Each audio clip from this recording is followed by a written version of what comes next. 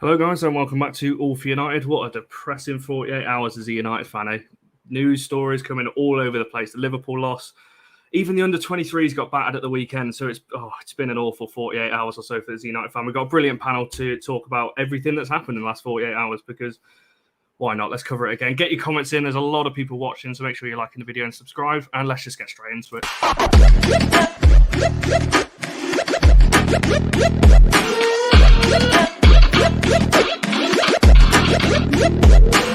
Click subscribe to get daily Manchester United content from passionate Reds, only on All for United.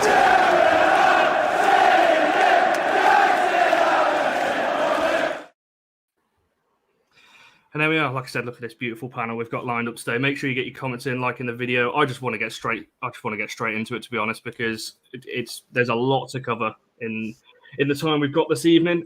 Stu, I'll come to you first then, just for your brief thoughts of the last 48 hours. I don't really know where you want to start. Liverpool, Ollie, Conte, Sir Alex, players. Where do you want to start? I'll leave it up to you. It's difficult, really. Everybody who knows me through this channel, everybody who watches us and supports us knows that I've been behind Ollie. And, and I guess I still am behind Ollie as a person, but am I behind Ollie as a manager? And I think that's the question I've been wrestling with over the last 48 hours. What happened on Sunday, it was difficult for me to take, really, because I briefly turned into a person that I'm not. And I kind of let myself down over this weekend through the passion of supporting our great club and the passion of supporting football. And something I deeply regret, and I shouldn't have allowed myself to get into a spiral. And I did. And I called for stability on Sunday. I guess I got my stability for however long that's going to be it Saturday evening or be it the next couple of games. And it breaks my heart to say that a change is possibly needed, but I don't know what that change is. Is it a hatchet job of a manager to come in and just steady us for 6 months, 18 months? Is it somebody that we want as fans that are just going to come in and get us a couple of trophies and then disappear in 2 years' time? Is it a young manager that we want to put our faith in? Is it a senior manager that we've got to wait till maybe the summer to get hold of? So there's a variety of different questions that people are rightly asking. The board have got the answers. We don't. As fans, unfortunately, we tend to live here rather than here, which is right. And you should live here in football. That's the idea. Football should be in your heart. That's what it does. But the board has to live up here, And I was thinking about what I was going to say this afternoon, and I've kind of gone off what I was going to say anyway, because I think when you start speaking, your emotions tend to come out. And I would say one thing: everybody on this channel will know that I speak a lot about player responsibility. I'm a massive believer in it. The book just doesn't stop with the manager, because mistakes that are made individually are mistakes that players make. But I think what's deeply saddening right now is that these players are going into training every day. They're going into the match every day, and they're looking a man in the eye in terms of Ollie Solskjaer, and they're actually watching this guy wilt and melt away in front of their eyes, and they're actually doing nothing to prevent that. They're not doing anything on a Saturday afternoon or a Sunday afternoon or a Wednesday evening to prevent the destruction of a man, of a person, of a human being. And we're also doing this as fans on Twitter. We're playing it out publicly.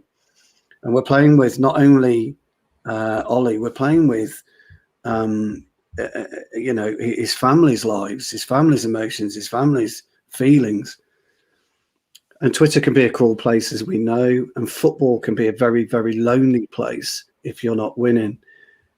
And I guess that's my big issue at the minute with the players, is that they've really got to be able to take themselves out of their own mollycoddled worlds and and really understand what's going on at the club now. And if they truly love the club, I'm not talking about loving the manager or the coaches or the Glazers.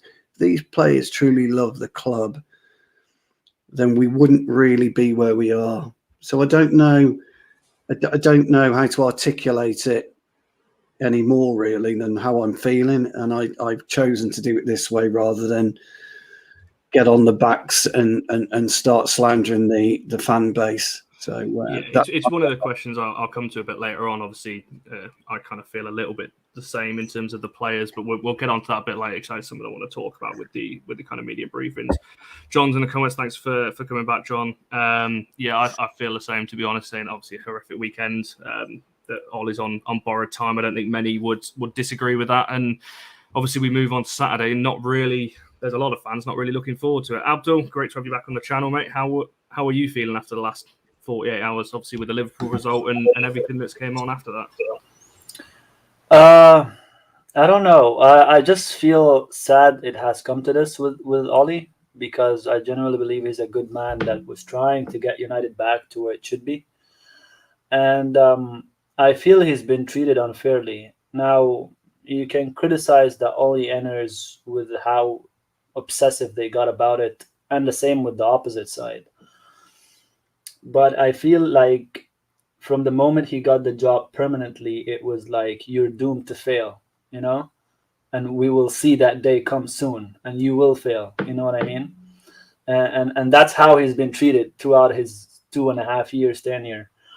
And many of us didn't know if Ollie was going to be the guy or not, but we were hoping. Like Stu was saying, like football, you see it with your feelings. It's all about the romance, how you win a game at the last second and you all go crazy and nuts like you won the game. That's what football is. Football isn't just going into every match expecting a 5-0 and bye-bye. That's not football for me. But I just felt sad. And the thing is, funnily enough, I didn't watch the game live because I didn't want to watch the game live because I expected what's going to happen. I was with a couple of friends of mine who are Barcelona fans, so I watched El Clasico, and I saw the lineup. And when I saw the lineup, I was like, this is suicide. We're losing this game, and we're losing this game badly too. And what I thought came to pass. My mind was on it while I was watching El Clasico, so I checked the scoreline around the 37th minute, and that same exact minute they scored the third goal. So I was like, yeah, that's exactly what I thought too. Now I watched the game twice after this later on in the day, and it was all that I expected, really, because Ollie did this to himself. Or we can argue night and day on who sanctions the signings and who interferes and who says what and does what, because we all don't know. We have to acknowledge this fact. We just go by reports of some briefings. Oh, some sources say, So I feel like the last signing was completely unnecessary. It ruined him. It ruined the plans he had. Now, people will scream at me and tell me he's the greatest player of all time. But I don't give a shit. I'm sorry for the world, but I don't give a shit. He does not suit us. He didn't suit us, and he's still not suiting us. Now, United didn't lose because of him. And this is the part where people misunderstand me a lot. I'm not saying he's the reason, but he's a factor that accumulated reasons that caused the domino effect of all what we were seeing right now, right? So when I say he didn't need him, because we have others like him. He's a striker. He built himself into a striker, but he's left side dependent. How many players do we have that are left side dependent? So we bought Sancho because we want to balance the team because the right side is non-existent. Then 2 weeks later we buy Cristiano, and then unbalance it again, right? So that's one thing. The second thing, he's a ball to feet guy. He wants the ball to his feet. He wants to roam around all the time and just give a pass back. I'm like, what's the point of that? Like in the match, I saw Ronaldo on the halfway line giving a pass back to Luke Shaw. I'm like, what are you doing there? You know, like, what's the use of you being there? You know, that's in possession. Now, out of possession, I'm sorry to tell you, but he's useless. Don't tell me the 5 seconds that he ran after an Atalanta guy. Oh, look, he's doing the work. No, he does not do the work. That's just one instance, you know? And why is his out of possession is a problem? It's not only down to him. He's a problem because he accumulated on what we have. Rashford doesn't do the work out of possession. Greenwood doesn't do the work out of possession. Martial doesn't do the work out of possession. So you add your Cristiano on them. Are you trying to make the problem worse, or are you trying to solve the problem? Now, and the worst part about it, we put a forward three of people who don't work out of possession. And you expect the team to work as a team. That's just insanity. We covered that though, didn't we, Abdel? We said that. We said who we would play, and I was exactly. It's like you're telling. I said it at Leicester. I was like, you're telling Leicester, please come attack us. We're giving you the way. You know, go score some goals, please. You know, and Leicester were not clinical. Leicester were not as good as Liverpool. They were having a bad form themselves. That's why it stayed 1-1 until the last 10 minutes. You know, but Liverpool are. And Liverpool were on fire. If Liverpool wanted to end that match 10-0, they would have. But they didn't. They took pity on us after the 60th minute. Absolutely. 100%. I said that. Yeah, I said that at the time. It's the same exact problem. We literally told Liverpool. And you know what's mind-boggling about it? It's not that Liverpool played that good, because they didn't need to play good. You know? It was just opened for them. Like I'm telling you, and I'm no exaggeration, we're telling them, go score, please. You know, and that's how easy it was. It's not like Klopp put down some sort of tactic that we didn't have an answer for. You know, no, it's just that easy. You overload one side and drag Shaw to the middle of the pitch, and he will leave someone because nobody tracks from the other side, and then switch the ball. As simple as that. People went in on Luke Shaw, and I'm sorry I'm taking long, but people went in on Luke Shaw, and there were 1 or 2 goals that he could have done better. But the first goal, for example, it's not his problem. And the one that he bumped with what's his name? Maguire. This is not an individual mistake. People need to realize this. Okay? It all started out from the very beginning of the pitch, where Bruno Fernandes aimlessly pressed on his own. And Greenwood realized too late, so he went in after that. Then Aaron Wan-Bissaka realized too late, see, he went after that. All of that is space given to Liverpool to play through us because it's not synchronized. So what that causes is the line has to shift to cover. There's something called funneling in football. And funneling is the most important area of the pitch is the center. You need to protect that. So when your line shifts, so when your center back moves out so that he covers your right back that moved out, your other center back has to move. And then your left back has to move. Then where's the space becomes the left back position that he vacated because he has to cover the center, right? If no one's tracking back from the other side, which is your winger, which is Rashford, then your left back position has no player in it, right? And then your left back is exposed. Luke Shaw found himself too many times in a 2v1. He can't cover 2 people. Fred was left in midfield with a 3v1. He can't cover 3 people. And why is all that? Because it starts out with your forwards who just are not interested in covering their bases. Yeah, I think just on the back of what you were saying, Sergio, I'll come to you next just on your kind of initial thoughts of the last 48 hours. I said on Twitter the other day, and I don't know whether people disagree, Sergio, I'll come to you on it, that I think Ollie's tactics lost us the game, but the players got us embarrassed. I feel like we would have lost because of the way we set out, trying to do a pressing game with 3 players at the front, or 4 if you count Fernandes, that can't really press. That's not the way that they play. But I feel like the players after 3, 4 just completely you can say down tools, whatever you want to call it. And I think that's where I think it is. Ollie lost us the game on tactics, but the players got us embarrassed. And I think that's where you can look at it both. Just quickly, Jarvis, great to see you back. What a circus we're experiencing. I think that's probably the right way of putting it, to be honest. Serge, I'll come to you then. How are you feeling after the last 48 hours? Are you kind of on the same boat as Stu and Abdel there, or are you going to give us some positivity that we might need? Yeah, obviously. I mean, it's disappointing, isn't it, lads? I mean, I think everyone's disappointed. Firstly, thank you for having me on tonight. I've never been on this channel before, so it's great to be here, and it's great to meet all your followers. What a time to make your debut! I know, innit. No, so appreciate having me on. There's a few things that I want to talk about tonight, really. The first being unity. You know, United's always been about unity. Not just unity within on the pitch, but unity in the stands. I've never seen us so fractured as a fan base. You know, I was there on Sunday, and you know, there's people having fights in the stand.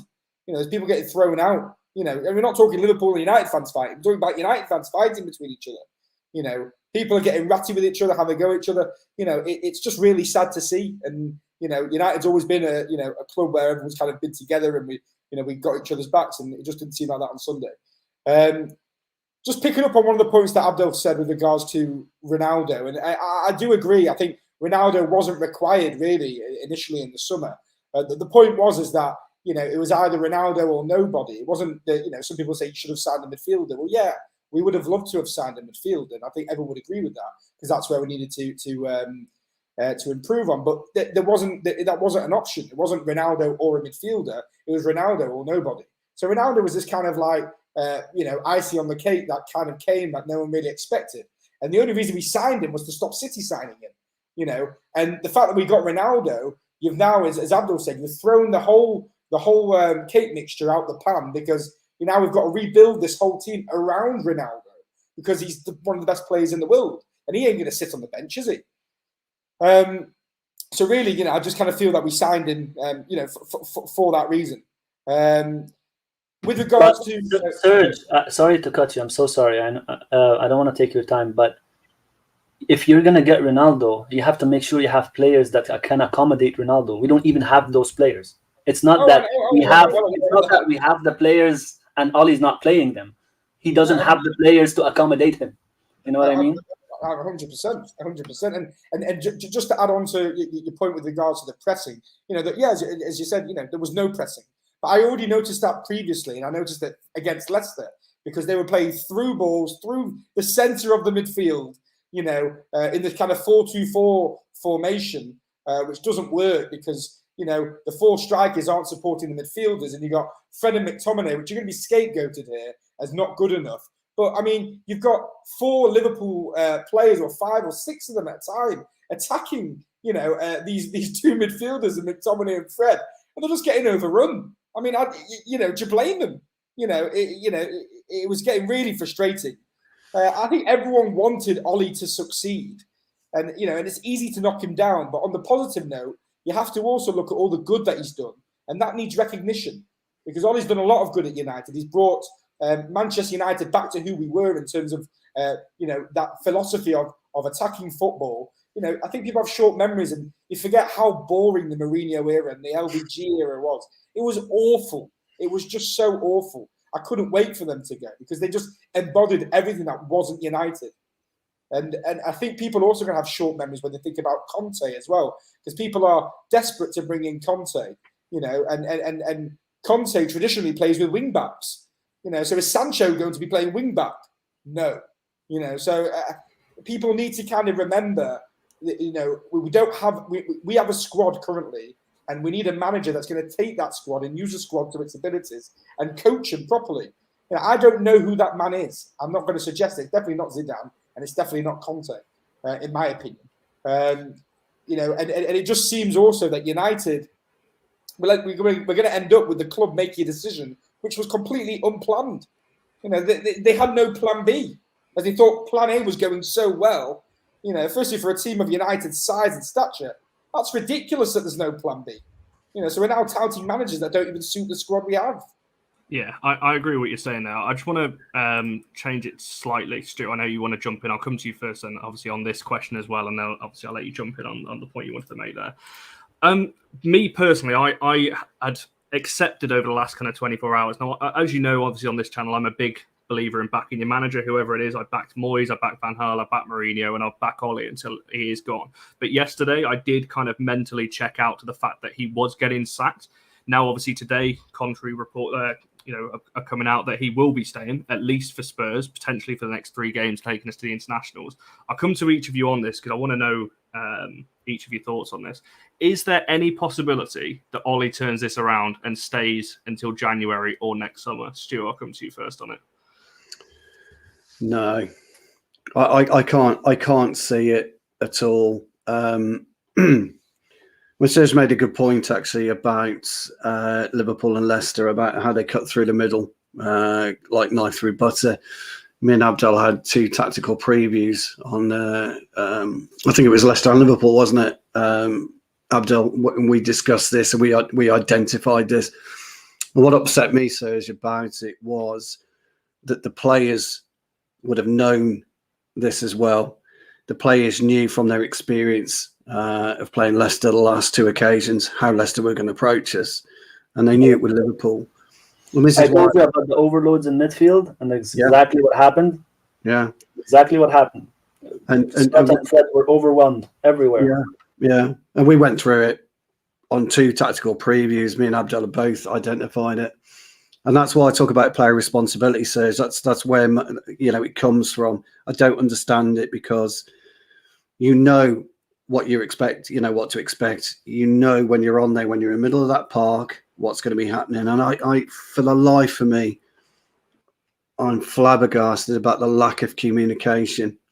And we know it's the type of play. It's more than that. It's more than that. I know. You've got to remember, it's not just the players on the field. We're talking about Manchester United here. They've got a backroom staff of tactical analysts. They've got all sorts, looking at each club that we're playing. And they know the way Leicester are going to set up. They know the way Liverpool are going to set up. Absolutely. You've just knit. Now carry on. People are pinning the blame on Ollie solely. You've got a backroom staff here that haven't done the homework, or it's plain for Stu to see, me to see, Abdel to see, and Connor to see, and everybody else can bloody see. But they don't see it. Or that's what I was just about to say. The players aren't doing what they're telling them, or I don't know. No, that's right. Stu, just playing devil's advocate then. Do you think that is on Ollie then? Because if Abdul and you and Serge can see it and I can see it, is that not on Ollie to have changed it? If we can all see that and see there's a problem, surely that's on the. I'm just playing devil's advocate here. Whether that's you're right. It's a good question. It's actually like Serge said. It's on everybody. It's on the club to deal with it. It's not just Ollie. It's not just McKenna, whoever. It's the analytics. They go in, they do their training sessions, and they have a 2-hour analytical meeting about how they're going to set up, how Leicester have played the last 3 or 4 games. The analytics team, and haven't we got a director of analysts now, apparently, whoever his name is. He should have come in. They should be watching the last 10 Leicester games from 2017, 2018, 2019, 2020. They should be watching games, from the last 3 or 4 years, and look at where they're exposing teams. Look at where they've been beaten badly, but also look at how they're winning. It's not just about how they win. It's mad that we're having this conversation. I know it is. I know we're saying what the technical analysts should be doing at United. That's right. These people are professionals. We got to work every day. We got to work every day. Yeah. It's embarrassing. We shouldn't be having this conversation. No, that's right. And so, in answer to your question, now I can't see how we can turn it around. Unfortunately, now we all know that I've been big for Ollie, but sometimes you just can't, can you? Sometimes you got to see realism in life, and the realism in life at the moment is Ollie can't survive. He can't take us forward. But actually, Serge made a really good point, and so does Abdel. What do you do, though? If you actually take him out of the equation, you take him out of the position, what do you do with him? Do you move Darren Fletcher across? We know you can't put Carrick in charge, McKenna in charge, can't put Phelan in charge. So what do they do? Can I jump in here? Yeah, of course. Yeah. Yeah. So I tweeted about this earlier, and I was saying that United are gonna continue down the road of being win a cup randomly, or maybe fluke a CL at one point, type of team. Just like Liverpool, how they spiraled down since 1989 until 2017-18, around that time. And we're heading down that road, basically. We are in actually down that road. And why is that? It's because what's behind the manager. So every time we're shuffling a manager, we're setting a vision, we're buying him certain players that he wants or certain players that he doesn't, depending on how you want to see it. And then it all goes to pop, and then you repeat the cycle again. The problem is that I have right now, and I think it really clicked in my mind. It clicked before, but I kind of forgot about it after Ollie started rebuilding the club, but then it clicked back in, was the recruitment team and technical director or football director, whatever you want to call that position is. They don't have a vision in mind that's set, and they're going down that path regardless of the manager. Their vision is set by the manager, and manager have to juggle the first team, the recruitment, the players he wants to get, everything basically in the academy. Well, I mean, the academy is something all managers do. They want to go and look at the talents that are over there. But Manchester United's manager, and I'm not speaking just about Ollie, probably all of them that passed before Ollie, have to do pretty much everything. Now, Sir Alex Ferguson was able to do that because he built the club altogether, and he had some sort of autonomy over the club, like his decisions would go, at the time he was the manager. But right now, this can't happen. This can't keep happening. Like a club like Chelsea, for example, they're successful regardless of the manager because everything but the manager is perfect. So any manager that comes in, if the performance went down, it's because of you. Everything around us is perfect. We were successful before you, and we were successful, and we'll be successful after you. So they keep changing their managers, and their trajectory doesn't change. It's a good point. It's a good point you make, Abdel. Sorry to butt in, but it's a really good point, and I need to bring it up. When Sir Alex took over in the 80s, in '86, the football environment was completely different. He was allowed to completely rip it up from ground zero and rebuild. And when you look at what Sir Alex did over the period, the 26 years he was in charge, he made multiple changes in personnel right across, right from the academy all the way up to the first team, in terms of coaches, in terms of the way we were playing, in terms of the technical side, in terms of everything. And he instilled a culture of no bigmanship, one for the better word. Yeah. You play for Manchester United, but until you make it in that first team for 2 or 3 years, you have to toe a line. But still, my point is there is a sense of continuity now in clubs. And right? that was built through then. Yeah, and Sir Alex built it by being at the club for that long of a time, due to his success. Now clubs build continuity by a team of recruitment and a football director and departments. So for example, I'd agree with you. Let's just give this last example. So Liverpool, and I have to bring them into this, but I read about them extensively. And if you check the last two managers before Klopp, they were very similar. Not advanced as Klopp, but they were very similar in that they all wanted to play the pressing game, right? Brendan Rodgers liked pressing, and the one before him liked pressing, and the club was being built during that time from the inside. Klopp, yes, he came and changed the team on the field, but the club was being built regardless of Klopp before Klopp came in. We don't have that. We wait for the manager to come and build everything, and set the vision and fight with the Glazers and fight with recruitment to get his signings.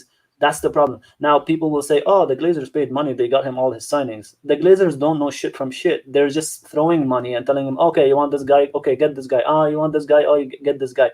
Oh, no, this guy is going to get us a lot of money and commercial revenues. Let's get him, but I don't want him. No. It's just for us. We'll get him for a little bit. So it's kind of like, what's going on? There's no continuity. There is no direction that you've been going down towards in the last 6-7 years that you can say, I've seen my club. I know what my club is aiming at, regardless of the manager. We don't have that. We wait for the manager to decide the direction. And this is evident in the managers we've hired. Louis van Gaal, position-based football that Ajax and Barcelona played, that we never played in United. And then Jose Mourinho, counter-attack and long ball football, that we've never played as well. And then you want to go back to your origins with Oli, and you see the shifts. There is no continuities here. So if you're going to bring someone like Conte, you're just reverting back again. You need to bring someone very close to Oli. What did Oli want to do with the squad? Can I just make a point here? Just about the larger infrastructure here, because I just want to mention something. So you need to look, as Abdel was saying, at the different models of football club and the way Manchester United is run. So let's just take City as an example. And I was having this conversation with a friend of mine earlier. So if you take the City model and the way they set about their plan in terms of dominance, City brought in Tixi, Big Rustain from Barca, and the staff prior to bringing in Pep, who was still at Bayern at the time. They had a plan in place and they executed it. That was City's model. They even signed Pep's targets prior to Pep. Pep conducted a reset at City in his first season, and they're now reaping the rewards for that. And Pep is the ultimate boss at City. So you've got the City model like that, where he's created this culture, around him. And then you've got the Liverpool model, and Klopp the same. Although that was a different model at Liverpool, and probably we need to go down that route because we're never going to, the manager's never going to be the boss like Fergie was, like Pep is, but the boss of United is never going to be that again. So, Liverpool is the same in the sense that Klopp is the manager, but he's still got FSG above him, and Klopp has had a number of seasons performing mediocre and they've won a few cups along the way until they really develop that character as a club and where they are now. And I think that's probably the route we're going to need to go down. I don't want us to undo everything that Ollie's done, because Ollie's done a fantastic amount of work. He's, there's so much positivity that he's brought to. That's exactly what I'm worried about. It's us going back to zero and building from correct. So whoever comes in needs to take that squad that Ollie has and take it forward to the next level. Your point well made. And on your point on Klopp, by the way, like Klopp in his third season, because his first was half a season, just like Ollie, or like 3/4 of a season. His third season, he was getting done by teams that would sit in a low block. Liverpool had a lot of draws in that season that we came second and they came fourth, but their performances were much better than fourth. But they had a lot of 0-0s, 1-1 in teams that sat off and frustrated them, just like they do against us. But what Klopp did was he realized that he needed to find a different solution. And this is where not world-class, but a new radical assistant manager with different ideas came in. They have Pep and Lenders right now, his assistant coach. The moment Lenders entered that club and did the preseason with him, Liverpool went from 74 points in the 17-18 season to 97 points and 1 point, losing out the league on 1 point against City. So, and this is my issue with Ali at the moment, is that I am 100% certain he sees the issues. Now, why is he not fixing it, or is he reluctant to fix it? That's a total different debate. I don't think we can figure it out unless we talk to Ali personally,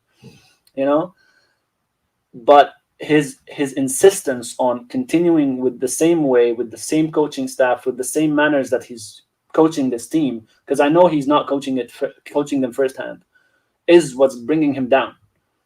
So someone like Klopp, who's already won stuff, realized his issues and replaced his assistant manager. Obviously, there was a skirmish between them personally as well. But he changed him anyway. Why doesn't Oli do that? Assuming he survives until the international break. If he doesn't change these guys, he's done. He's leaving. He will not solve these issues. that's a $64 million question we've all been asking ourselves for weeks, isn't it? Even if you're a staunch Ollie supporter like myself, I've still been questioning. And Connor will tell you, I have questioned him, and I've called him out on a few occasions where it needed calling out, and it baffles me, that I've got no coaching badges at a high level or anything like that. But we all understand football, and that's the key element. If we can see it, and he must be able to see it, why is there a stubborn streak then within him and the coaches and the players that won't allow them to express themselves? They're not under a manager that is scrutinising their every move, are they? Not like Sir Alex would have done in the day. Sir Alex, when he came to United, after a while, he completely changed the way that football management and football managers operated. Before, they were all big cigar smoking, jag driving, wannabes. Sir Alex came in and completely changed it. And what Serge was saying about Manchester City, he was absolutely right about how they pre-planned everything. That's what Sir Alex was doing. He was pre-planning everything 2 or 3 years in advance. He's gone on record as saying he knew where he was going to be at certain stages of his managerial career. He knew what players he needed at certain stages of his career. He knew what coaches he wanted. And unfortunately, as much as Ollie's tried to kind of go back and retrace the steps of Sir Alex, he'll never, ever be able to do that. Now, people on here, says you won't know this, I'm a bit of a dinosaur when it comes to football. Abdel laughs at me sometimes because I'm a dinosaur. I'd still play the old 4-4-2, go and punch them down the wings type thing. But me and Abdel have great discussions about tactics because I do know what I'm talking about. But the way that football is and modernism, which I'm not a fan of the modern footballer, the way that Ollie's trying to retrace the Fergie steps is just not allowing him to do it. The game is way, way too fast. It's way, way too advanced from what it was 10 or 15 years ago. And it's not allowing him to do it. So what does he do as a person, as an individual? So he'll be asking himself these questions. What does he do Saturday? And can he get whatever he needs to get out of these group of players? Revert back to what you were doing last season. Very simple.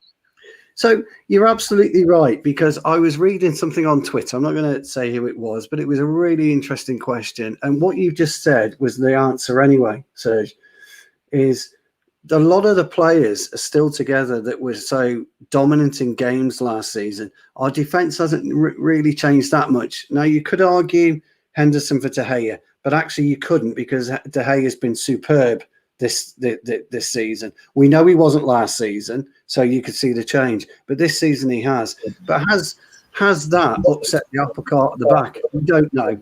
Yeah. It wouldn't have bothered me, but there are certain questions. But it is relative, almost the same group of players, apart from the additions. So what has gone wrong? So go ahead. Sorry, I'll go back after. You look at we keep going back to it, but this addition of Ronaldo, at every opportunity, it looks like the players are trying to give the ball to Ronaldo. Ronaldo's demanding the football every time.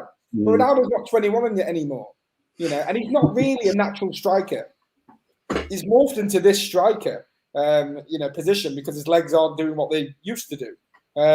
So we're kind of forcing him to play striker. It's a bit like playing a testimonial every week. We're trying to give it to Ronaldo up front for him to score, and everyone cheer and go, "Yay, Ronaldo! See you!" And no one's that bothered.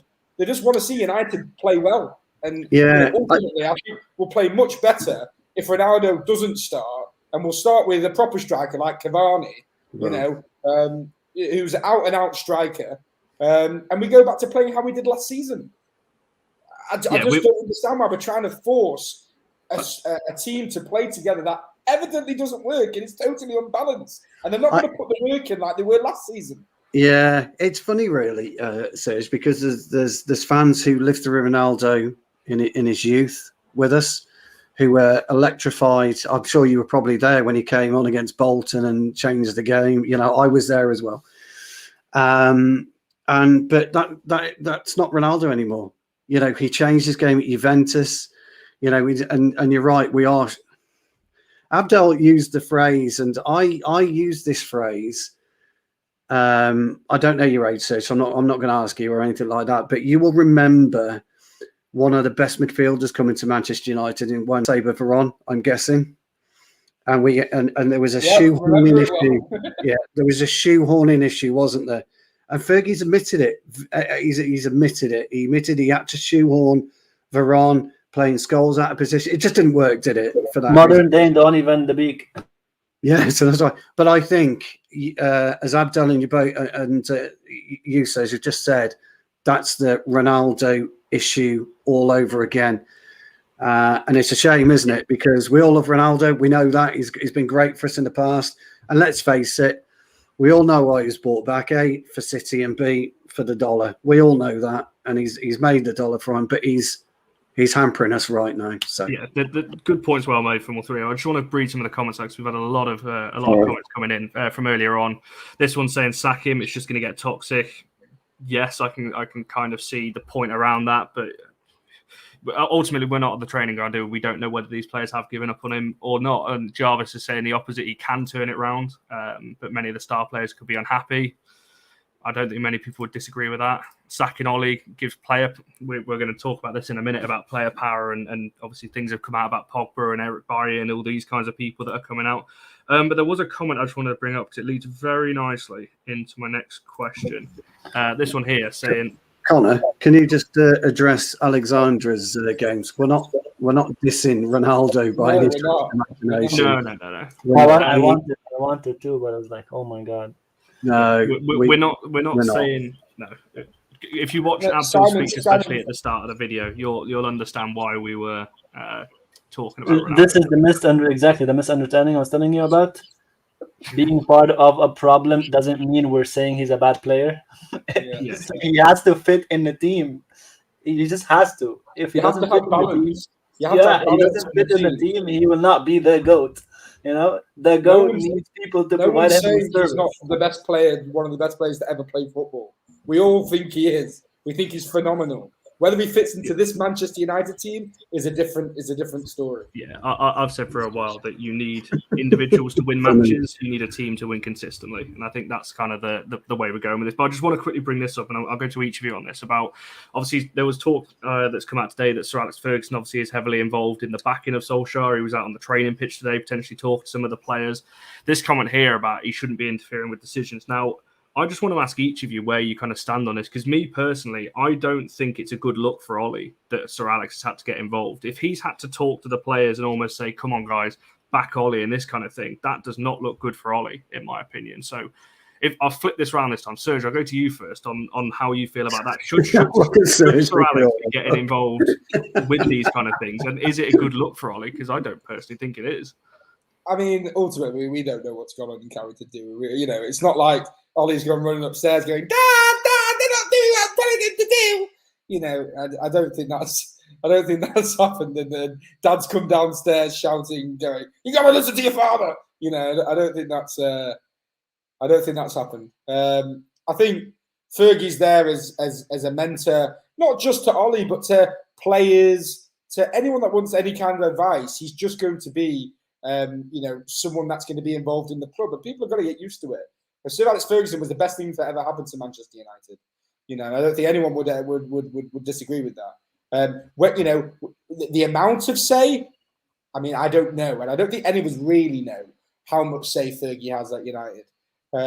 He'll definitely have a say because he sits on the board, but how much say is not, we're just guesstimating it. But ultimately, as I said, I think Fergie's. I don't think there's anyone more, better placed than Sir Alex Ferguson to help advise a manager, help advise coaching staff, help advise players on best practice or whatever it might be. You've got extreme experience in him. Why wouldn't you use it? That's a very good point, Abdel. I'll ask you this question on the bottom what Baines has said about everyone obviously usually says, listen to Sir Alex, he's steeped in football knowledge, we know what he was like as a manager, and as soon as he backs Ollie, everyone's like, oh, don't listen to him, he doesn't know what he's talking about. Where do you stand on that? Do you think he's right to be backing Ollie? Obviously, the reason I bring this up is obviously because of what's come out today. Like I said, we don't know how true it is that he's been speaking to the players and trying to get them on board. Do you think he should be interfering on that side? No, I don't think he should be interfering, to be honest. I think we need to move on from Sir Alex Ferguson. Like, he had his time, it was glorious. We all love him, and he'll always be the GOAT manager for us. But at the moment, I think Sir Alex's interferences are a fan of Manchester United interfering, not a tactician, not a manager interfering and thinking of how he can solve this issue for United. You know, like, just listen to his comments when Ronaldo came back for that Newcastle game. You know, describing him as Caesar entering Rome, and the way he talks about him, he thinks of him as his son, you know, and someone he loves and he wants back at his favorite club. You know, and the same thing when Ollie dropped him against Everton, and I know it was just an offhand comment to some UFC fighter, and they made a big deal out of it. But no, even the funny thing is, Sir Alex himself wouldn't play his best players all the time because he needed to balance the team. You know, and he had regrets on so many occasions where he's like, I should have played that player instead of this player. You know, and so, like, if you read his books, so like for example, Jason Park, you know, in the Champions League final, he regretted not playing him. He's like, if I put Jason Park at halftime on Messi, the result could have been different, you know. But I went with my best players, so I don't take these comments seriously. You know what I mean? And I think. Do you really think that Fergie's interfering? Like, come on. No, that's the thing. That's the thing. I don't think, like, for example, I'm only talking about that offhand comment that he made to the UFC fighter, you know. But with interfering, like this briefing that happened today, that somehow Sir Alex got into training and stood there and told them, back Ollie guys, I don't think that happened. I don't. These are just now briefs, and apparently Pogba's protesting. He's like, I'm not gonna play for Ole Gunnar Solskjaer anymore, you know, and like. This, you can tell bullshit. You can just smell it, you know. This are all briefs and media sources to rile up Twitter, because it's that time. It's that time to start cooking. You know what I mean? Yeah, it's Manchester United. They sell papers. Manchester United, a manager in trouble. It's the best time to get clicks. Absolutely. Yeah, I don't think he's interfering. I think Fergie's bright enough to let a manager do his thing, and then watch from the wings, and then he'll advise when he's called upon. You know. But what I would say, though, for Ollie, because the original question was, is he going to turn it around? You know, I don't think so, because there is doubts in their heads. There must be doubts in their heads now about him. You know, and once doubts creep into their minds, it's hard to turn back. You know, the problem here becomes difficult for Ollie, because you will need to drop the players that have doubts about you. You know. And you'll need to find who they are, you know, because if you play the players that have doubt about you, you're losing the next game. You know, they're not going to put 100% in effort. And there's something that fans need to realize. There is no loyalty in football anymore.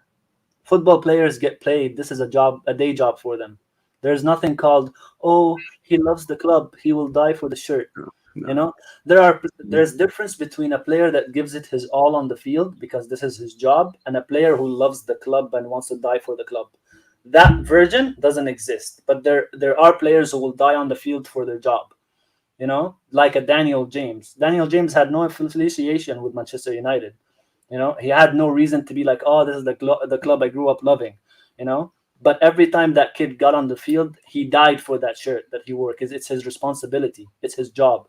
You know, and the question, where can Ollie turn this? He can't, because he lost someone like Daniel James. He kept his shape in defensive transitions. He helped his fullbacks in defensive transitions, and McFred, of course. You know, so the only replacement for a Daniel James is Lingard right now. So Lingard needs to start playing a lot. You know, because Lingard is the type of player that will leave it all on the pitch. Whether it's productive or not, we can debate that for days. He will give you the energy that you need with Fred and McTominay. And Fred and McTominay are the type of players that will die on the field regardless of the manager. Sorry, you know. But players like Pogba, like Cristiano, like you know, like these big ego players, you know, if it's not working, Stu, just quickly before Serge, and I'll let you come back in on it. Where do you stand on all that? Because obviously we've been talking throughout the day that me personally, it's starting to make me dislike the club a little bit. These kind of media, and it's not just one or two that you usually get. It's been constant all day about Eric Bailly, Van der Beek, Pogba, Ollie, and Sir Alex. There's been so many that you've got to almost handpick which ones are true and which ones aren't, because they're not all going to be true, but I think some of them will be. Where do you kind of stand on all it? Because me personally, if players are doing this, we saw it at Leicester under Ranieri that players were going behind the manager's back, going to the chairman and things like that. Obviously, are we seeing that here? That some players are almost using. We saw a comment earlier about player power. Do you reckon we're seeing that a little bit now? Because I think it's one thing, if you don't like your manager, fine. But me personally, I'll be like, just play for the shirt more than anything. Are we kind of seeing the modern day football now with player power and using the kind of media influence? But look, for somebody who works in the media, I see it all the time. The papers, the Twitterists, anybody who wants to get clicks and views and likes would have been rubbing their hands together from Sunday's results. It would have been an absolute field day for them over the next 48 hours. And all you're seeing are PR machines wound up and splurting out rubbish.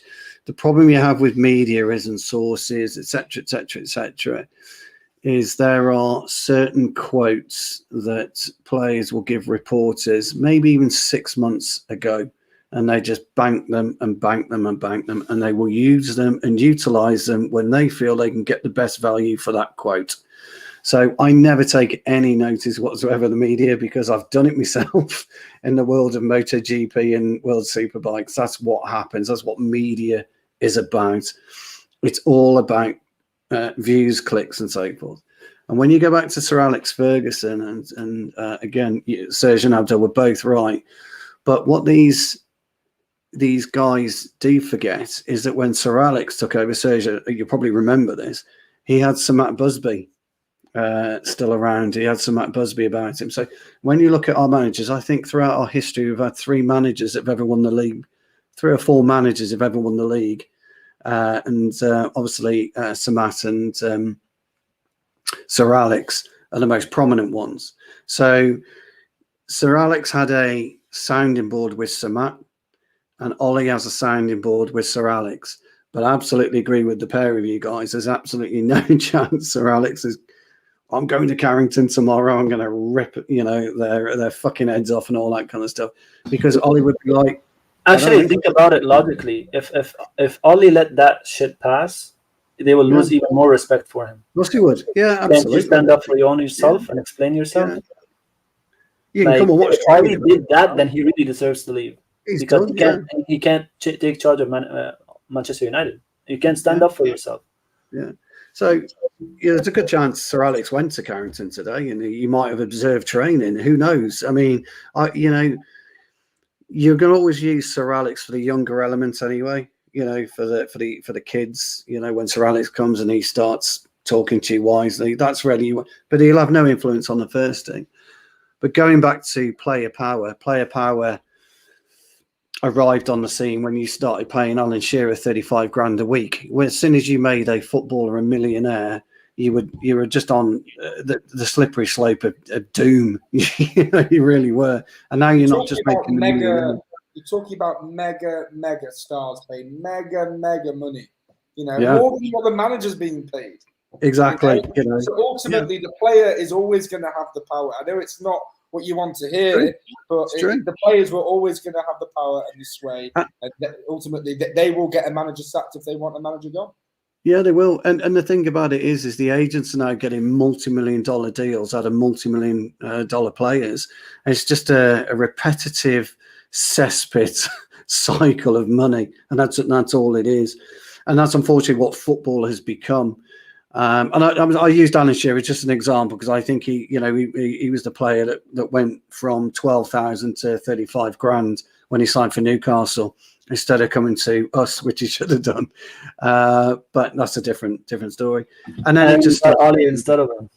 Yeah, that's absolutely right. We got Ollie instead and gave me the greatest night of my life in '99 in Barcelona. So Thank you, Ollie. It's probably why I've got an affinity with him. But look, the media will always drive an agenda. And the problem is there are more words written about Manchester United throughout the calendar year than any other sporting club on the planet. You could open any paper in any world, or you could go on any website in any world, and there'll be either a small segment or a fucking 2,000-word piece on Manchester United. That's how it is. And it's always been that way, and it will always be that way. You also need to remember these journalists, people go about the briefs and whatever, and it's all like it's a new thing. These journalists are, some of them have the best relationships with people within United. Andy Mitten has some of the, extremely close with people within the club, extremely close with players' agents. And it's been like that for years. I don't know why it's all of a sudden that like people are surprised that there's things that come out. It comes out in every club. Yeah, and players, they've got nothing to lose now, have they? Players haven't got anything to lose because the players won't be briefing anything. It's their agents. It'll be the agents. It'll be people within the club. The cook, the this, the that. That they all know. It's Debbie's friend who works in the canteen and all that kind of stuff. Yeah, of course it will be. I'm just going to quickly address something because he's not going to shut up about it unless I do. So Karthik is in the comments asking if Serge has joined the movement, and if you're. Serge, I don't quite know why I'm doing this, but I'm going to bring it up because he's not going to stop about it. This is the movement that Karthik is referring to. Now, he has suggested that Phil Jones in the 6, because we didn't sign a 6 back in the summer, that would be a viable option. And he is going on to say, Stewie wants you to say it. He wants you to say it. Oh, do you? Phil, hey, I'll tell you something, though, all joking apart, could he do any worse? Seriously, could he do any worse? At this point, no matter who you put in the 6, same performances. Exactly. We're not compact.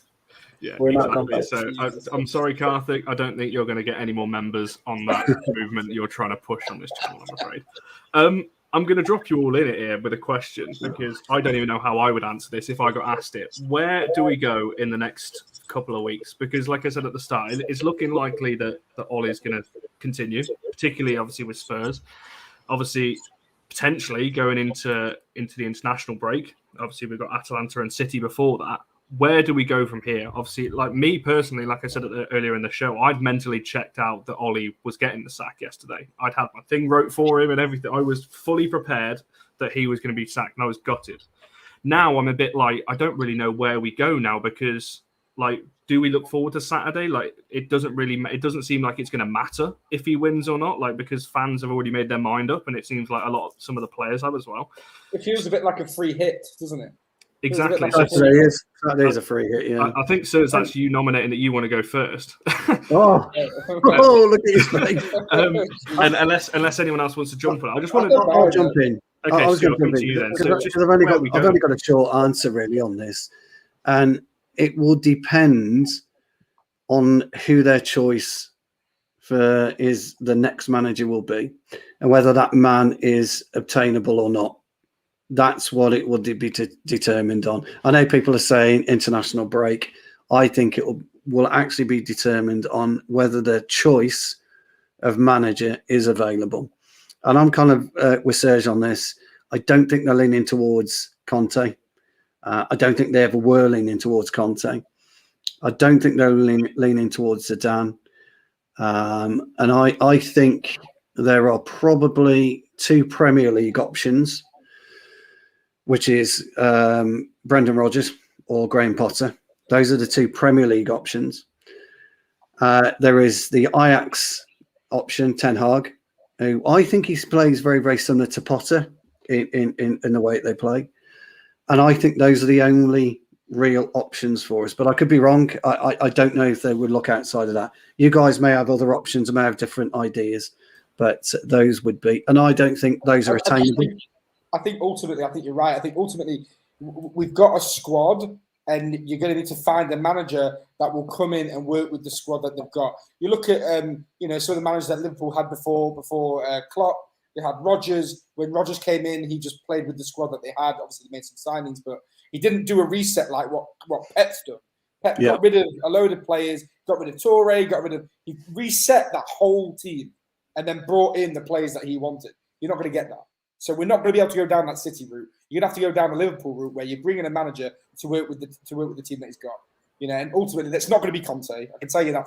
If it's Conte, I'll just pack it in now because we do not have a squad that's going to suit the way Conte plays at all.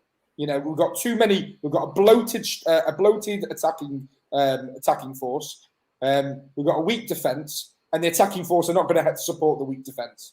So you need to find a manager that's going to come in and be able to do that. As you mentioned, those were the exact people, the exact culprits I would have said. You've got Rodgers, Potter, Ten Hag. And I think those really are the only viable options that United could go for. I don't think there's anybody else, unless anybody can suggest anybody else. Yeah, I'm just going to bring up this one here, Brown. That you're now banned because we're not having Gerrard as manager. Jesus Christ! Have a good night, all. I never want to see that suggestion ever again. Abdel, what do you reckon then?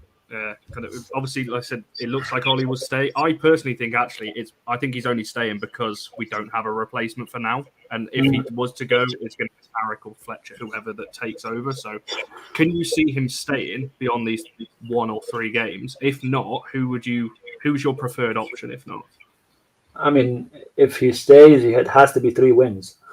Like literally, it has to be 3 wins. Can he do that? Like I was suggesting before, he has to drop a lot of names, a lot of big names too, not just any names. I'm not singling out Ronaldo here. I'm talking about a lot. So you dare mention Ronaldo? Yeah. The people in the chat will eat you. Yeah. Like he'll have to drop Greenwood, Ronaldo. Might even have to drop Maguire because his performance is a little bit not like his head is not there a little bit.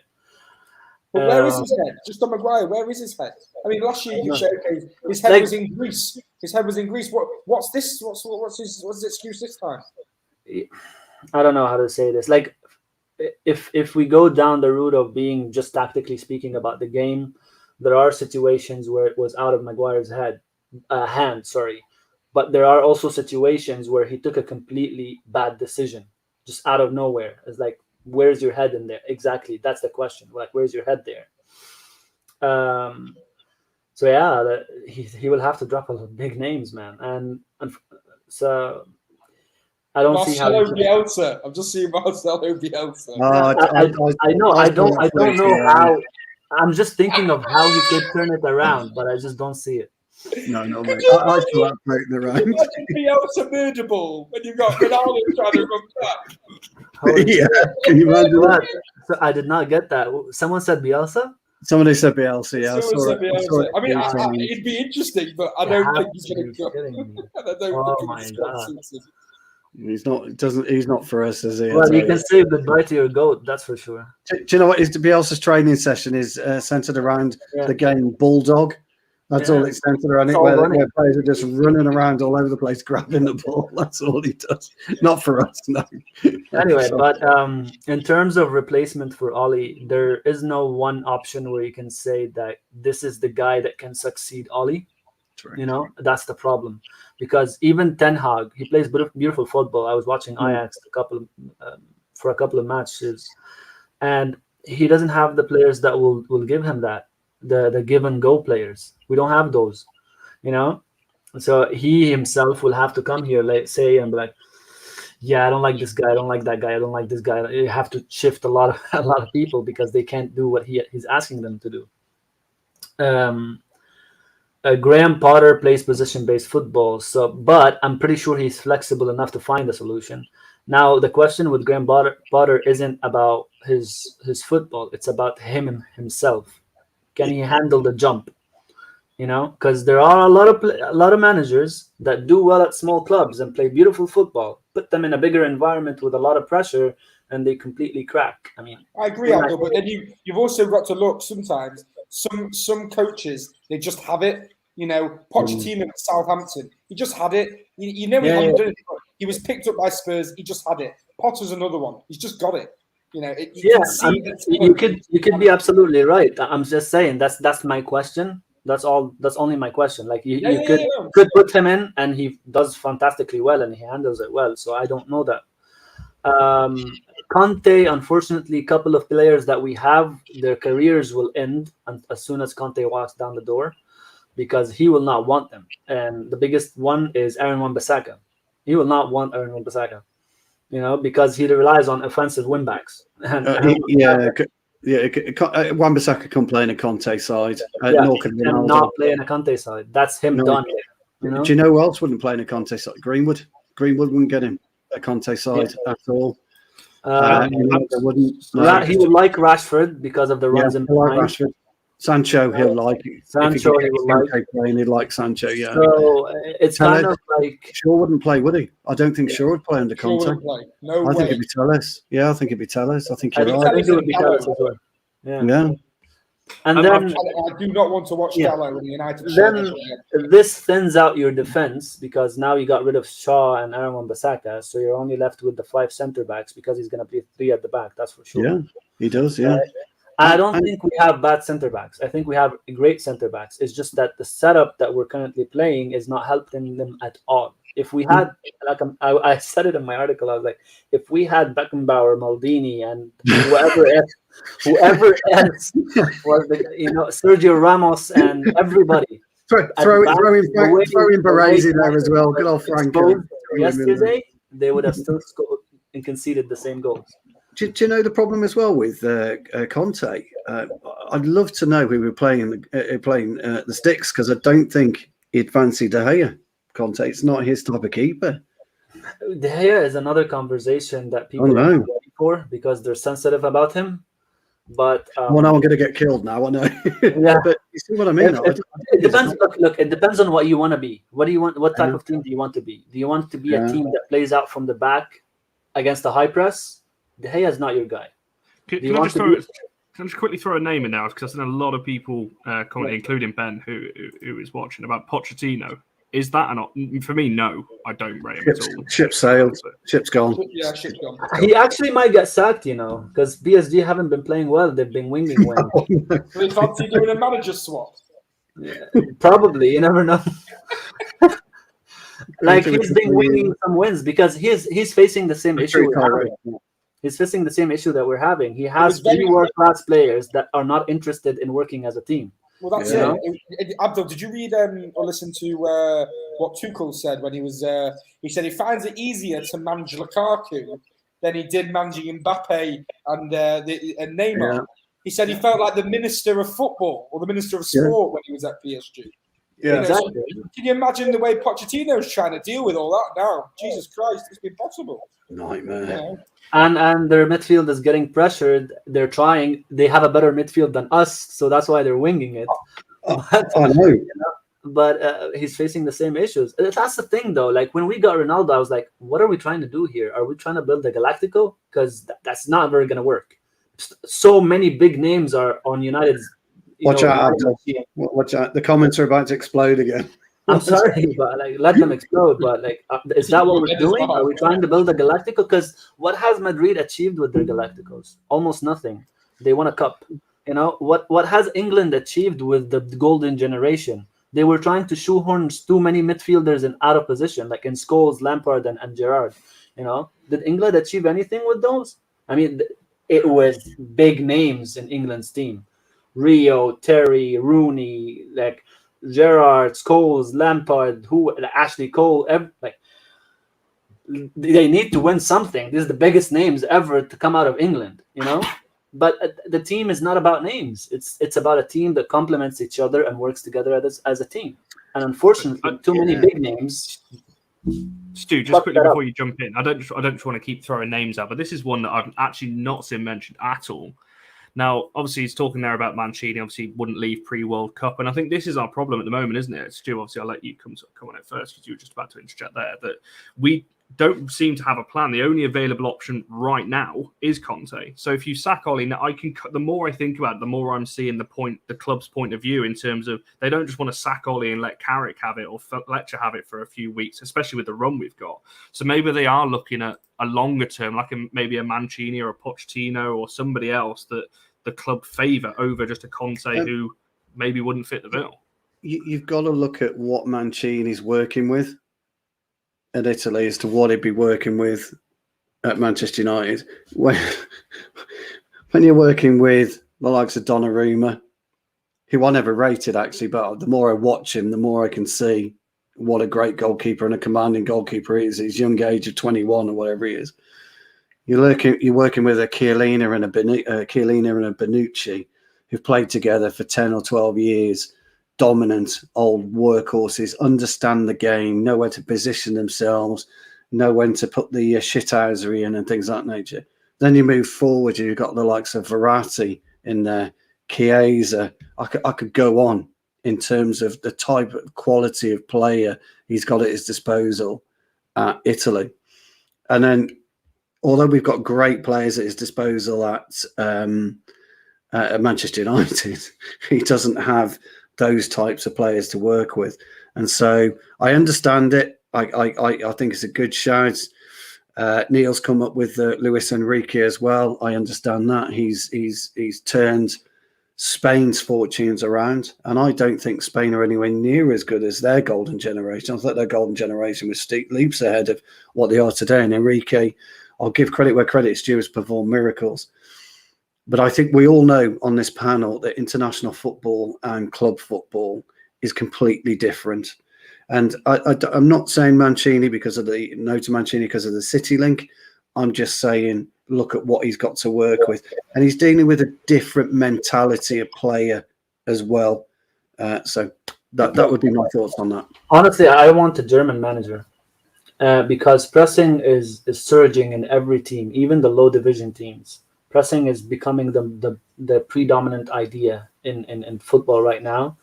And it all, like every type of football that's being played in the top 5 leagues right now has elements of German football in it because of how pressing got spread out. I love Marco Rose from Dortmund right now, but of course he just got the job. He'll not leave. So, and I thought Nagelsmann, if everything went tots with Ali last season, I thought Nagelsmann would be the perfect replacement to take that next level. But he got hired by Bayern, so you're not getting him from there. So, Abdel, what are your thoughts on Gallardo at River Plate? You ever seen him play? River Plate? Yeah. I don't have an opinion because I don't know much about it. No, I'm not. What type of manager is he? What's his style of play? How does he I've play? just seen someone mention it on my Twitter.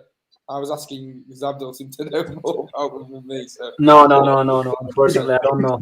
I'm not going to give an opinion to Argentinian football. We don't get that exposure to South American football. The only time we ever see South American football is if we see their version of El Clasico, River Plate and Boca, or we're watching the Copa America, or we're watching South American teams in the World Cup, or Central American teams as well, if you want to pull it all together. So we don't necessarily see. A German gaffer is always a good shout, isn't it? They're always methodical. I mean, people can look at Tuchel. It's because of their coaching system. The way they get the badges, they go through hell until they get it, and they have to learn all the philosophies that exist. Whereas we can go to Wales and get fast track, can't we? Over the next 6 months, we can all get it's much simpler in England, that's for sure. Yeah, I think it did. The fact that we're talking about all these names just to me shows the kind of position we're in. That the fact that we're sat here right now going, we've got Ollie, but he's probably not going to be here in a couple of weeks. So who do we go for? And I think that just signifies the kind of 48 hours we've had as United fans. We've obviously got embarrassed at Old Trafford by Liverpool, and we're sat here throwing every single potential manager going, this could work, this might work, could Conte work, Conte wants the job, but Ollie's still around. So I think it just shows the kind of state that the club are in, and the club don't do this usually, but I think it will need the club to come out themselves. I don't all put some brief out there to somebody to come out and say, Ollie is our manager for X amount, we're going to give it. I actually think yesterday might have been that brief. When that story came out, Ollie's looking ahead for the next 3 games. I think that was probably it. Then their way of saying we're backing him for these 3 games minimum. Because I just stand by the point. I don't think they expected it to go this bad so quick. I think they probably always had it in the back of their mind, need a good start to the season. But the Leicester result, the Atalanta performance, and then the Liverpool result, I think have come in a space of 10 days. And I think that has shocked them a little bit. And now they're going, oh, God, now what do? We need to try and let's call Conte, let's call Zidane. Who wants the job kind of thing? And we're putting guy who wants the job. You can't say after any game, bar the Leeds game, we played well. Oh yeah, no I agree chance. with that, Yeah, 100% agree. Yeah, I mean, we've spoken about it a lot, Serge. We just haven't. For whatever reason, we just haven't. So Yeah, there was degrees of it. Like I think Leeds were almost the perfect game, from us. But after that, it's varying degrees. So like I thought the West Ham was not bad. Both West Ham games in the cup and in the league were not bad. Newcastle was not good. Southampton defensively were very good actually. It's just that they got a deflected goal. That's it. But they caused us some issues in build up. Wolves was very bad because the choice of pivots was bad, and Traore manhandled us, like literally manhandled the midfield. And in my mind, I was like, well, not every team has a Traore. Like not every team can do that to our midfield again. And then Villarreal came with their in midfield and steamrolled our midfield again. Exactly, and then like it went down again, and then it went up a little bit, and then it went. It was there was varying degrees of how bad to how average, or you can say just good enough, But it was bad. The thing is about the manager, what Connor was saying. Like I said, there is no right replacement for Oli. If you're talking continuity, yeah, if you're talking that you want to take this project further, there is no right guy at the moment, like from the free ones at least. And that's where the ball. It's a poison chalice. It's a poison chalice because you look at the best clubs in the world and the way they're managed. You look at the likes of City, where I said this on my Twitter feed. The best clubs are the ones that are run the best from the top right down to the bottom. Everyone's singing off the same hymn sheet. Leicester, their chairman is loved by the fans. They invest in the city. They invest in the players. It's one unit. City the same. They're invested around the Eastlands, and it's incredible what they've done. And then you've got Liverpool again. FSG. They're still investing in Anfield and around the surrounding areas. They have a passion for football and a passion for Liverpool. United have owners that aren't passionate about football. I mean, maybe. I mean, the board should not be applauded for anything, but maybe they are actually acting with some kind of common sense for the first time with what they are doing or how they plan to do it. Who knows? I'd hold on that until the next manager. I don't think they have a plan. That's why I was telling him, hold on. They kept Ollie in the position because they don't have a plan B. And they're giving them these 3 games to get cobble this plan B together. It's blind hope. It's a joke. Which you might do. Yeah. It's blind hope. And unfortunately, who's going to suffer the most in this? Ollie. Because the more it drags on, the more hated he will get. The more shit is going to come out on him. The more slated on Twitter he will get, all that stuff. Tyrone has hit the nail on the head, can I just say. Clubs can be ruthless. Look at Leicester. They had Ranieri. He won them the league, and then the next season they stopped believing in his ideas, and they got rid of him, Morton Rodgers, and now he's the best thing since sliced bread. So at times you do have to be ruthless. Agreed. Yeah, he's right now is just being scapegoated, really. Like he's gonna take the full brunt of it, and if it gets worse than this, or we still lose the next 2 games, he's the one who's hated. He's the one who's gonna get it, not the Glazers, not the club. People forget about the Glazers when the performances aren't good. They only remember them when they don't get a signing they wanted. Like there's some big account on Twitter. Just posted Glazers out when they decided to stick by Ollie. I was like, now you remembered the Glazers, yeah? It was all Ollie 24/7 the last 2, 3, 4 days. But now you just remembered the Glazers. I'm like, this club is not run well. That's your biggest problem. You can put a plaster on it by getting a better manager, and you may fluke a cup and be happy. We won. See, Ollie couldn't do it. This guy did it, and we're back.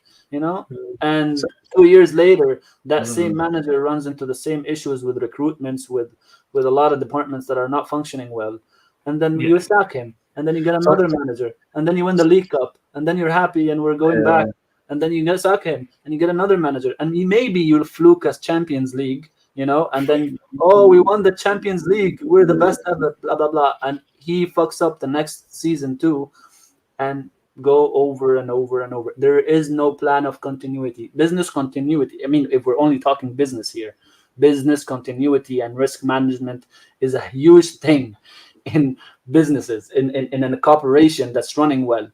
We don't have that. We have zero of that. The only solutions we have is throw money and change manager. Yeah, I agree. Stu, I'm going to come to you very quickly because I do want to ask one more question, and we need to wrap up. I think I know what you were looking at in the comments. Oh, it's just fucking, I was pissing myself. About this question here about Manchester United potentially having 2 and 3 managers. I saw it earlier in the comments that maybe Steve Bruce could come in as assistant. I'm not behind that either, I've got to be honest. But just quickly on that one, do you think that's a possibility that United could have 2 or 3 names in there? I'm just going to answer that in one word: no. There you go, Ugly Bear. There's your answer.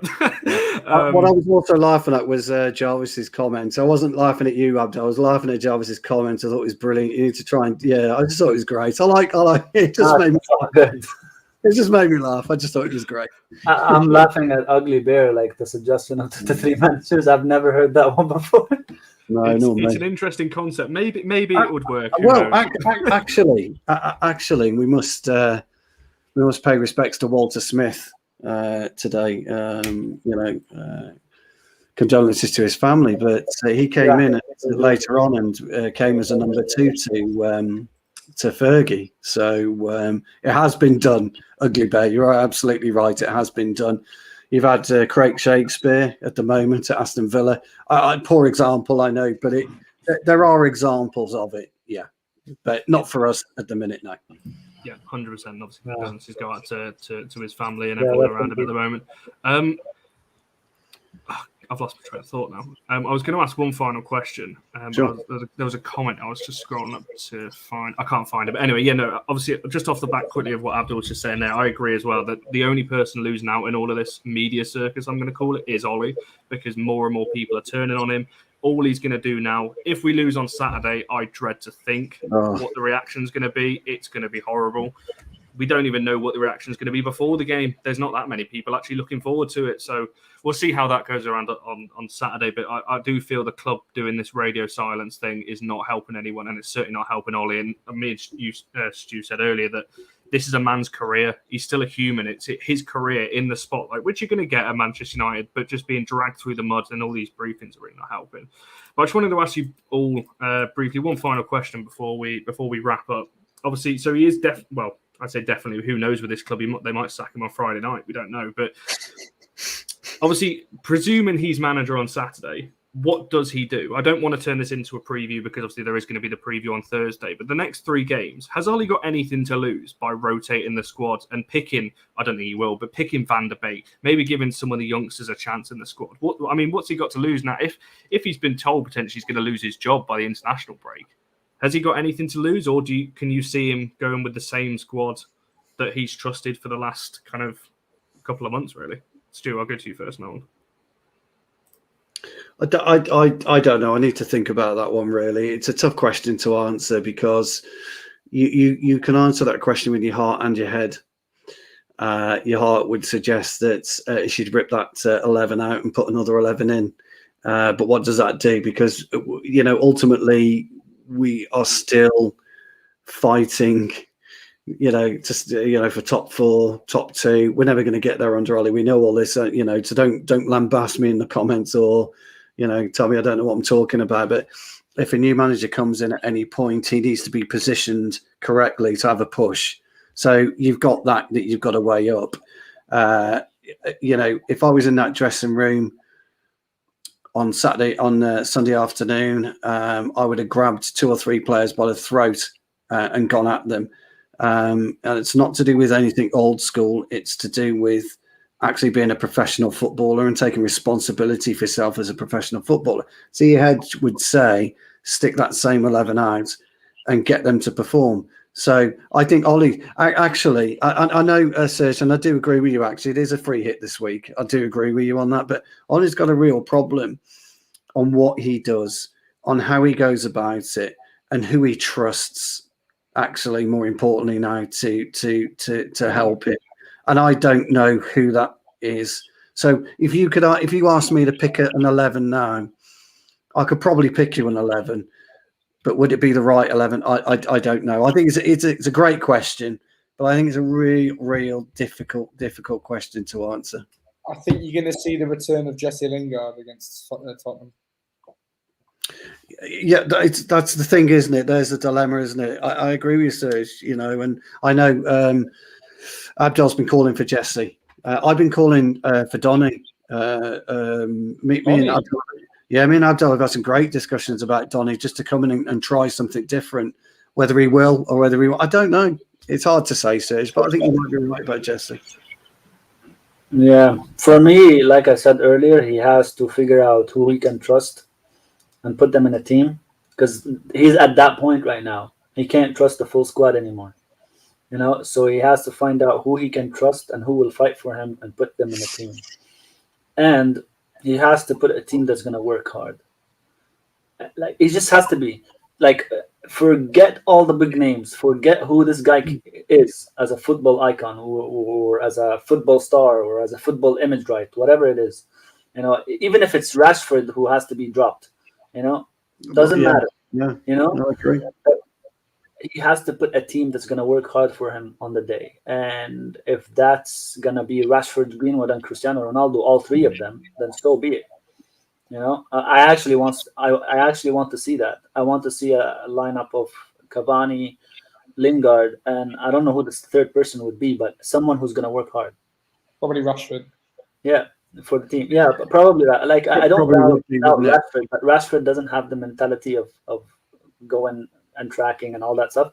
But if you have the two others working hard, you can carry someone who doesn't. Correct. You're 90% of the way there. Yeah, you can carry one person. I'm Donny van de Beek here, because I think people are really kind of misconstrued about where Donny van de Beek actually plays. Donny van de Beek is not playing in the same position as McTominay or Fred. Can we just make that very clear? He's not that player. Right, Donny van de Beek, in essence, he plays where Bruno plays in many ways. Behind the strikers, it makes things happen. He fits into that role to make things happen behind and ghosts in behind defenses to get on the score sheet. He's not Nick Fred. He's just not that player. You need to people need to get out of their head that he's that somehow ruined Donny van de Beek because he plays him over Nick Fred, and it's like it's just not the same player. Yeah, sorry, I wasn't referring to that actually, because Tyrone was in the end. Right. He said, he's ruined him, and hence why I wanted him sacked. How Fred and McTominay getting ahead of him baffles me. I'm like, I didn't see that. I didn't see that comment. Yeah, they are. What Donny will give you just over Bruno is that 10 or 15 yards drop. Where Bruno is, I'm not saying he's lazy, because he isn't, but he doesn't drop as much as Donny would. As often. I actually think he does, but not as often. Yeah, I think it's a very good shot to drop Bruno, because we can talk all about Ronaldo, but one of the issues that we have is that Bruno decides to press on him by himself, and then the whole team reacts to Bruno late. He's a very eager player to press, and someone has to be like, Bruno, we're not pressing today. We don't do that here, Did you see the Liverpool goal where Bruno went running after Alisson? And then he was knocked I'm like, why are you doing that? That's like a 3v1. You're like, they're going to pass it to you. He was ahead of Ronaldo up top. It was unbelievable. Do you know what's crazy, though? That's what Rashford used to do about a year and a half ago. I used to get so annoyed at Rashford going, if you're going to press, the whole team's got to do it. It's a single-man press, and now Bruno's doing it. So just playing devil's advocate, do you reckon he's being told and the other players behind him and just obviously you were making the point. So. I doubt he's being told press on your own. I doubt he's not being told to press on his own. No way. God, no, you wouldn't. No, you wouldn't get one. It's just something in him. It's a habit. And remember when we were talking about how habits too, I said that Ollie has to drill some different habits into these players and quit playing on their own habits. And that's a habit in Bruno that he has to get rid of. In many ways, it's because he's so eager and he wants to do so much right by the team the whole time. He wants No, everyone I'm to- pretty sure it's a that's what positive it's, incentive. to Like attack. he has a good intention behind it. No, I agree with you. Yeah. It comes from a good place, but ultimately it's the wrong. It's costly not the team. right for the team. Yeah. Actually, So I would Cavani play Donny in his place because Donny is the type of player that follows instructions because he's coming from Ajax. Like A is A and B is B kind of thing. yeah, exactly You know? right. Yeah. So I would definitely drop Bruno and play Donny. But can Oli drop these many big names? That's the biggest question. Well, going back to Conte, Bruno doesn't get into a Conte side. That too. In my opinion, no chance. Yeah. No And chance. it's a difficult one. Actually, on when I was saying before, when I said I don't know who the third player is, actually I know who the third player is. Sancho. Yeah, Lingard, Cavani, and Sancho behind them. Donny. That's decent. Believe me, watch that team play. Yeah. It will be a lot better than Greenwood, Rashford, and Ronaldo, because they don't work together. They're single-minded. You know, Greenwood wants to shoot on goal, Ronaldo wants to shoot on goal, and Rashford wants to shoot on goal, and all three of them don't care what's happening behind them. You know, It's a good shout. It's a good shout. So many questions, not enough answers, and not enough time. We could honestly talk all night about this because there's so many topics to talk about. I just want to quickly bring up this comment again from John. Obviously, he's really appreciate the comment there, what you're saying about being balanced. We try to be, no agendas, no bias. We try to be on this channel, and with these three on the panel, giving some brilliant insight, and hopefully you've all enjoyed the show. So smash a like on the video, make sure you've subscribed. We've really actually got a positive show tomorrow. Me and Benny are back with a Swansea and a Birmingham fan at 8 o'clock tomorrow to talk about Tahith Chong and Ethan Laird. That's obviously been moved from Monday night. So make sure you tune into that because it will be a good to hear their perspective from fans who watch them week in, week out in the Championship and hear how they're getting on. So make sure you stay tuned for that. We've got the tactical preview for Spurs on Thursday and Timeline Talk will be back on Friday. Match reaction Saturday, and Karthik will be plugging Phil Jones and the Six again on Sunday when Uncut returns as well. So make sure you tune in for all of those. Make sure actually you subscribe to the women's channel as well, Long for United WFC, while you're over there. And yeah, thank you for watching, and we'll see you very soon.